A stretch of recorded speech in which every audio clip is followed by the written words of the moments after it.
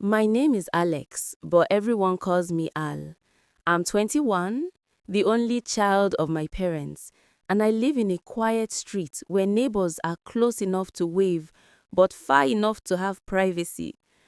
Our street has 3 houses right next to ours, and each house has daughters who are all adults, beautiful, and, well, tempting.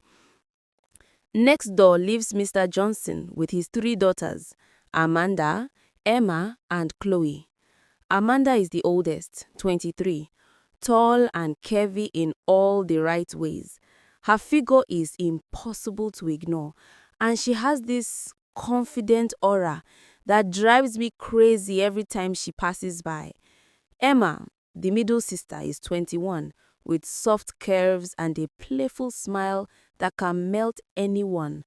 Chloe, the youngest at 19, is cute, but not as provocative as her sisters. Across the street is Mr. Wilson's house with 2 daughters, Grace and Lily. Grace is a striking 24-year-old with sharp features and a stubborn streak, while Lily, 22, has soft dimples and an approachable charm that makes it easy to befriend her. Finally, Mr. Baker has 2 daughters, Mia and Danny, both 22. They are attractive enough to turn heads, but not so bold. They keep to themselves most times. When we first moved here, I kept to myself, pretending to mind my own business. But I couldn't help stealing glances through my window whenever one of the girls walked past. Their presence was intoxicating, and I found myself daydreaming constantly. It started with Amanda. She was my first crush. Everything about her screamed temptation, and I found myself imagining her in ways I shouldn't. But I also noticed Emma giving me playful glances whenever I passed by, and she was clearly interested. It was confusing and exciting. One evening, I was helping Lily with her math homework. She sat close to me, leaning over the table, and I couldn't help notice how soft she smelled and how warm her skin felt when our arms brushed. She laughed at a joke I made, and suddenly, the room felt smaller, hotter. "Why are you staring at me like that?" she asked, tilting her head. I'm not," I muttered, trying to stay calm, but my heart was racing. She smirked. "Sure, keep telling yourself that." I finished helping her with the homework, but our eyes kept meeting, holding unspoken tension. Slowly, I leaned closer, testing her reaction. She didn't move away. Instead, her lips parted slightly, inviting. That was all the permission I needed. I kissed her softly first, letting our mouths explore gently. Her hand found mine, guiding it to her waist. I could feel the heat radiating from her body as I deepened the kiss. She moaned softly, and I knew this was just the beginning.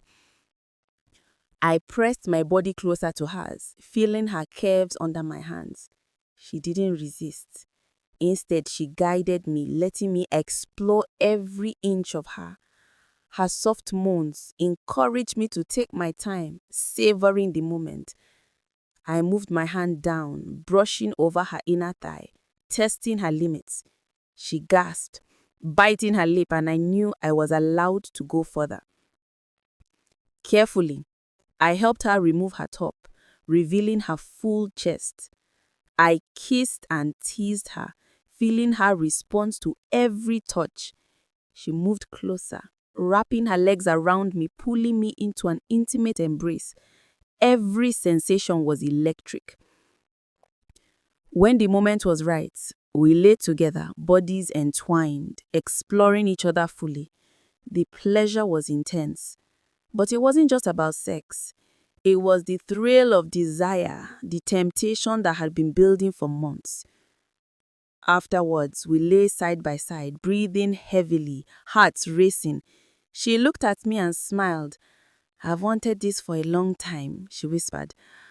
"Me too," I replied, still catching my breath. That light changed everything. From that day, temptation became a constant presence in our street. I knew I had to navigate carefully because there were others watching, others interested. But for now, I had conquered the first desire and it felt incredible. The night ended with us partying reluctantly, both of us knowing this was just the start. I smiled to myself as I lay in bed thinking of what tomorrow would bring. The game of temptation had begun, and I was ready.